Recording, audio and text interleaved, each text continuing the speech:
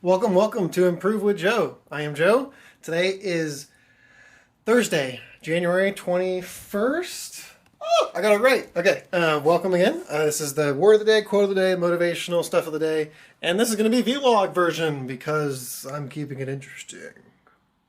But, yeah, basically I just came back from doing a photo shoot for Living Foods Atlanta, and it went really well. Definitely trying something new, doing new things, figuring new things out, learning new things. It's part of the fun. Yeah, I mean, I took all the lights. I had the professional lights. Here you can see the gear, that gear, all that good stuff. Brought all of that in my tiny little MX-5, Miata MX-5. Thankfully, everything was ready. Everything could fit. But yeah, we'll go ahead and get right to it. Today, quote of the day, or the word of the day.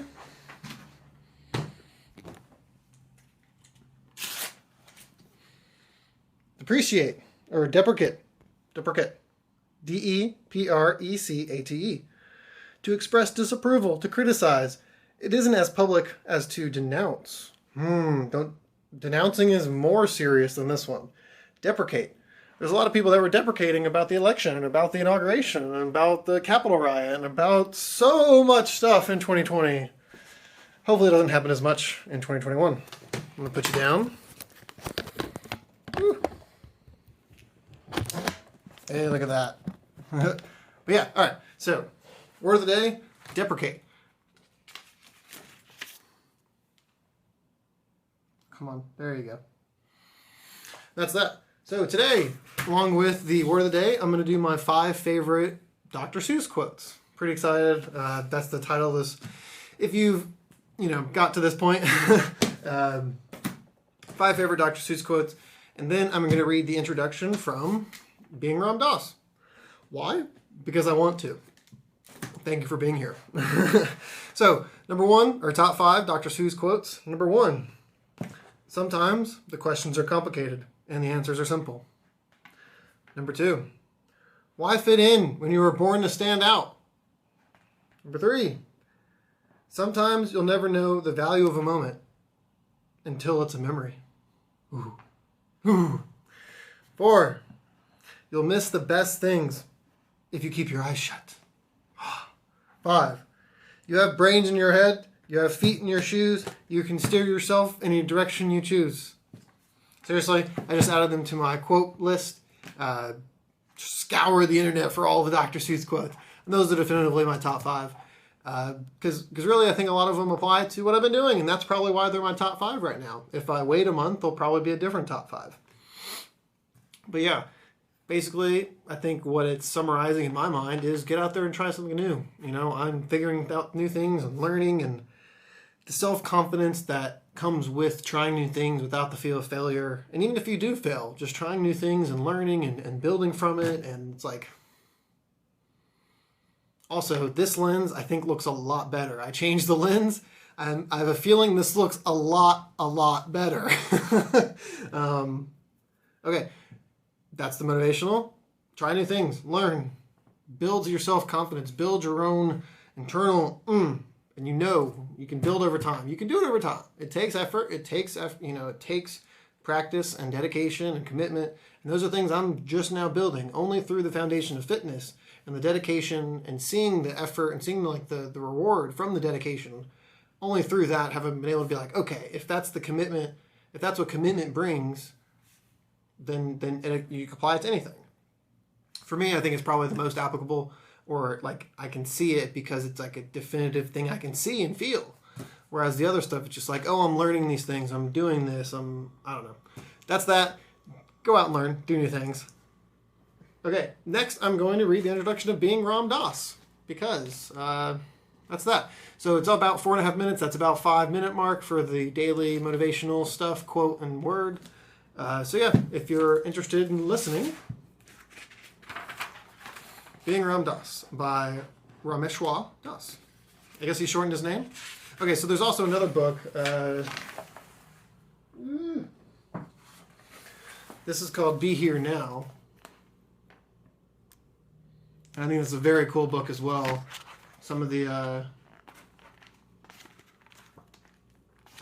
I have not read all the way through this book, and it's definitely something I'm going to do alongside Be Here Now. These are going to be my two books that I'm going to try to read concurrently, which will be interesting. I've never really done that before. So here, let's take just a little excerpt.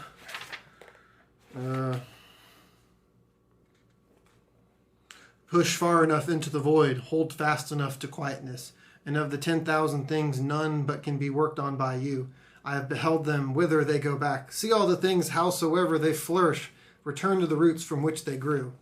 This return to the roots is called quietness. Quietness is called submission to fate. What has submitted to fate becomes part of the always so. To know the always so is to be illumined. Not to know it means to go blindly to disaster. So says Lao Tzu in the Tao Te Ching. To go, you've got to go the whole trip, all the way to the back, before you get to the place where you see that behind all this, there is all this in its unmanifest form, always eternally. You perceive that nothing is really happening at all. Nothing ever happens. Nothing is going to happen. There's nothing you've got to do. There's no doer to do it anyway. Wow. Okay, yeah. Yeah. I've reflected on the difference between a teacher and the guru. The guru is the way into this perfect center, to going into samadhi. The closer you come, the Atman, the inner place, to the way, to the Tao, the closer you come. Maharaji is not further away from you at this moment than the thought you're thinking now, and if you were capable of completely stopping this thought, or transcending it, or being centered from the inside behind it, he and you would then be one. Yeah, y'all, if you've ever heard of this, it's a trip. So this is, I've got this years ago. A good friend of mine, Matthew Perry, who is now traveling in Europe, recommended this to me. I've been somewhat open about how I've tripped before, and psychedelics, all that good stuff. And that's definitely part of it. This is not a book to look at while you're tripping, but it's like, there's additional things to be learned from figuring things out and thinking deeply. And that's one thing that, I've been kind of hesitant about because.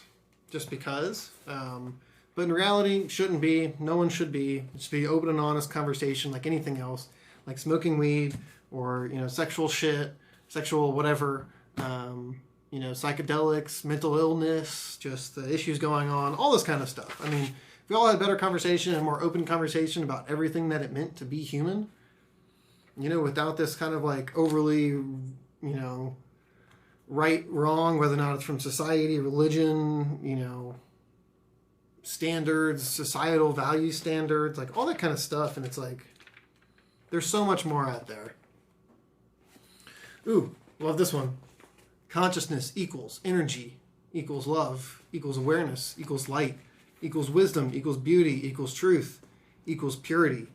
It is all the same trip. It is all the same. Any trip you want to take leads to the same place. Check this out.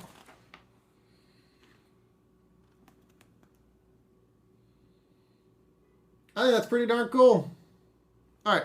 Now that you saw what Be Here Now is, now the introduction to Being Rom, because this is an autobiography written by this guy, someone I'm not explicitly trying to be like, but there are learnings and teachings from Ram Dass that I'm not aware of. I don't know. I barely know who he is. I barely have an understanding about what his teaching is, what his role in history has been, how he's affected people's lives.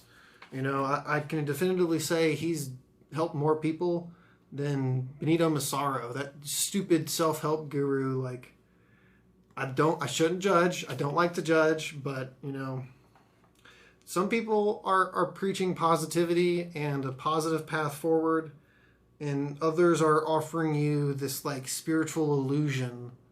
And Benito Massaro 100% is a spiritual illusion. That's something I'll talk about later. I mean, it's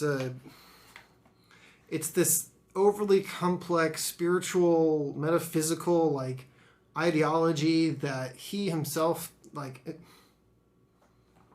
there's a reason why they say don't drink the Kool-Aid. He makes people drink the Kool-Aid, And Ram Dass doesn't make anyone drink the Kool-Aid. And I will never make you drink Kool-Aid. I mean, that kind of... yeah, okay. Introduction to Being Rom Dass. Starts off with a foreword from Christian mystic Meister Eckhart, who is basically a fan... No, that's not the fan. It starts out with...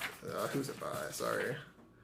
By Anne Lamott. Basically, she was just a fan that got changed. Her life story is pretty interesting. She found a Ram Dass book in the bed of a guy who was cheating on her, and it gave her peace and understanding and love. And that's basically one of the things that he preaches that I can already tell.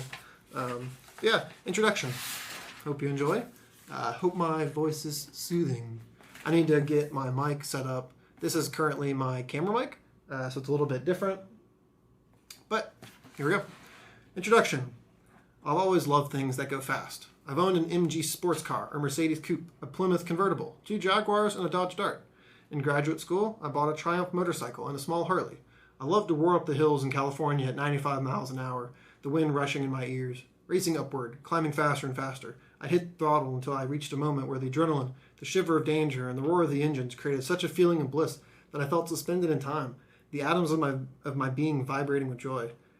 It lasted all of a split second, but I craved that moment. After that, I took flying lessons. I had the motorcycle and the sports car, but I wanted a plane too. Sounds like me. I'm not sure why. I didn't really have anywhere to go, except that I loved that adrenaline rush, that thrill that always brought me completely into the present. I've always had this particular penchant for risk-taking. There is a part of me that is impulsive, leaping into the moment without regard for consequences. In the airplane, I was often awestruck by the view, seeing the cloud formations and the patterns of the earth below. Sometimes I was so overcome that I would forget to look at my instruments. But for me, flying had more to do with power than with beauty. It was about pushing my limits.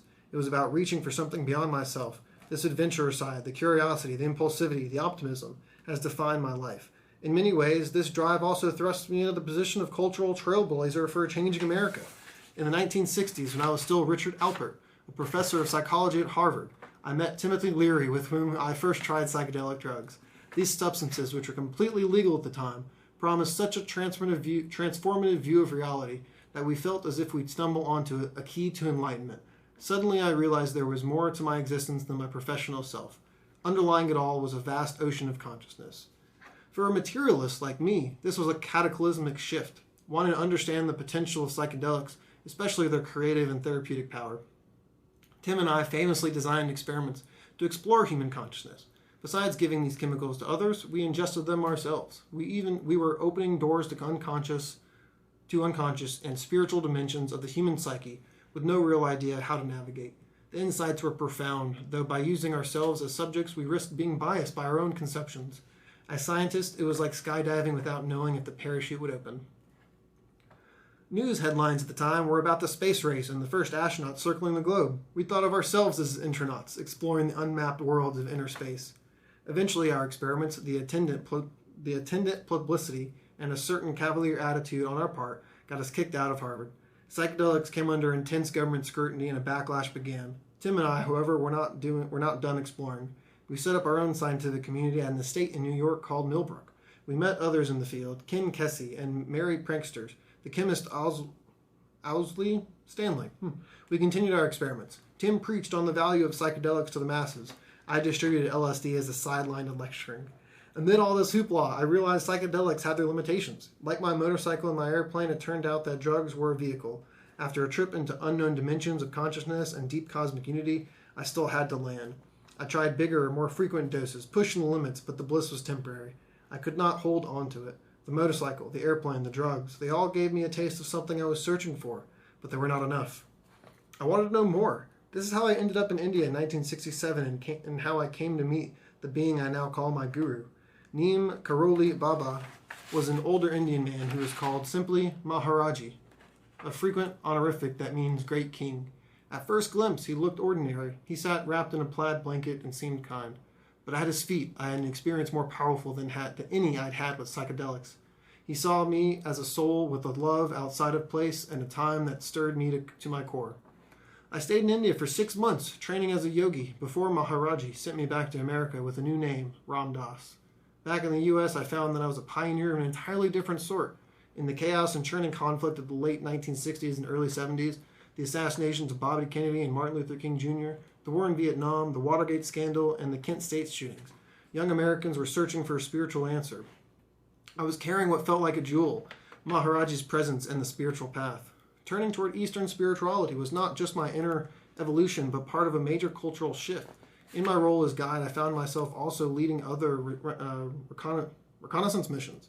I was involved in innovative prison programs, the emerging hospice movement, caring for the homeless and people with AIDS, making a commitment to planetary survival. As I aged and baby boomers did too, my own body provided a reason to explore yet another uncharted area, conscious aging. Sometimes I felt like my friends were letting me do all the work. Helping others is a two-way gift. Over the years, my work as a teacher, as lecturer, and as guide has brought me into contact with a truly inspiring cast of characters from many different fields. I've been a small pebble in a big pond. Some of the ideas I helped bring to the fore, psychedelic research, yoga and meditation, prison and hospice care, are still spreading. There are yoga studios in every community. Hospice is standard medical care. Research on therapeutic uses of psychedelics is reviving. That's the outer view. None of my adventuring would have taken place without an inner aspiration, the drive to push my own internal limits. The true risk-taking, the search that has really defined my life, has been about identity and inner truth. When I look back on my life, I can track those risks.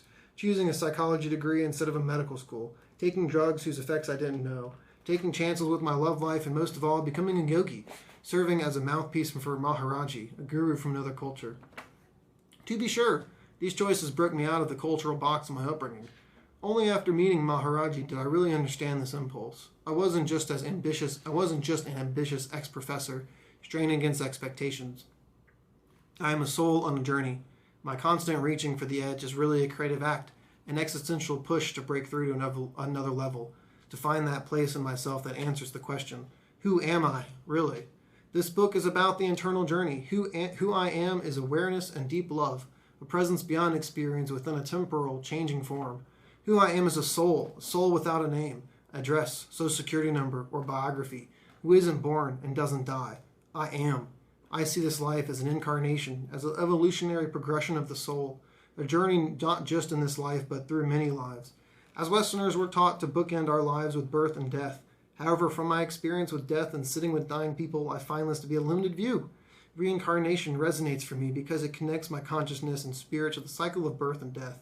It's not so much about bookends or beginnings and endings. Life and death are a continuum. All traditional cultures have this sense of spiritual continuity. They live with ancestors and rituals. They honor the unseen mystery of where the life force comes from and where consciousness goes. In India, with its 1,000 years of layered civilizations, this continuum is thought of as a wheel of births and deaths, of lives linked by karma and punctuated by reincarnation. Birth and death are propelled by the subtle thread of past actions and desires toward a fulfillment that is variously described as realization, liberation, unconditional love, and oneness. I am one of those evolving souls. From my birth in 1931 as Richard Alpert to Ram Dass as I am now, a spiritual seeker whose aging body is nearing death, this incarnation has been a journey of awakening. My life has been a succession of openings, accompanied by profound changes in points of view, how I identify who I am, how I see myself. At times I feel like I'm a spiritual staircase, looking back at my former selves on the landings below, where above I am the witness, ensconced in my soul, watching myself traverse the steps of this incarnation. Maharaji's unconditioned love has radiated and reverberated through my life. Through his eyes, I see everything in my life as an orchestrated play. Each person and situation desire a potential ingredient in the recipe for awakening. My sweep of years seems like a series of adventures, none of them coincidences. They are populated by an extraordinary panorama of friends straight from central casting. My fellow performers in the dance of love are, as I am, working out their own karma and sliding in and out of the embrace of the one. My life is part of a unified field, an interconnected whole, of which you, dear reader, are a part. As a teacher, I always use my life experience as a lesson plan, often as an example of what not to do. I am reminded of when I was flying my airplane with Tim Leary. I was circling the airfield in Mexico City where we were to land. I meant to follow the tower's instructions for landing, but with my inadequate Spanish, I flew right into the path of the big Aeronaves de Mexico airliner. The other pilot had to abort his landing and pull up in a hurry to avoid a crash. When I finally landed, our plane was surrounded by grim-looking federales. Everyone was furious. Tim, in his charming and inimitable way, knew how to get out of the jam. He said, this is going to cost us about $20. It did, and we went out to lunch. My high-flying and risk-taking have sometimes been destructive. A lot of things don't just go away with $20, but it's important to me to share as truthfully as I can. Some of the story that follows you may find familiar. I am nearing 90 now, and behind me lies a decade of talks, books, and recordings. I hope putting these experiences together in the context of this incarnation will be helpful to you as it is to me. After all, we are fellow souls. We're on the same journey home to the heart. This is the story of awakening from people separate and alienated towards living in oneness and love. May this book look back at my incarnation, encourage you and yours. I'll repeat that last part of it before I start crying. Okay. This is the story of awakening from feeling separate and alienated towards living in oneness and love. May this book look back at my incarnation. May this look back at my incarnation encourage you in yours. Ram Dass from Maui, Hawaii, in December 2019. Part 1 is titled Learning and Unlearning, and says, See Everything in the Universe for the Good by Maharaji. Yeah, I can definitively say this book is going to be perfect for me right now. I never would say that I'm searching for spiritual enlightenment myself or self-actualization or, ultimate purpose. Like, I don't know, I wouldn't say the exact wording because I can't describe it with an exact wording. It's all of them. Purpose, self-actualization, realization, finding oneness. Some people call it finding God, talking with God, being with God, whatever it is, being like God.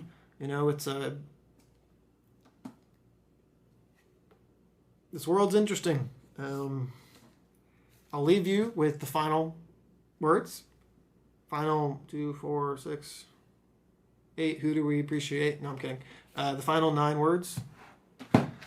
Love everyone. Serve everyone. Remember God. Or just remember that you're all connected. See, I don't agree with all of it. I still don't. The God thing. I don't like the word God. I don't. And it's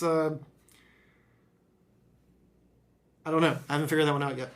Love everyone. Serve everyone. Remember the truth. Tell the truth. Remember yourself. Remember the one. Remember. Here we go. Love everyone. Serve everyone. Remember we are all one. Tell the truth. There we go. Yeah. I like it. Looking forward to it. I will probably... I don't know if I'll read each chapter. Part of me wants to, because why not? I very much so enjoyed that. Hope you enjoyed that. And now it's time for me to go to the gym. See you guys later, and I'll see you in the next one.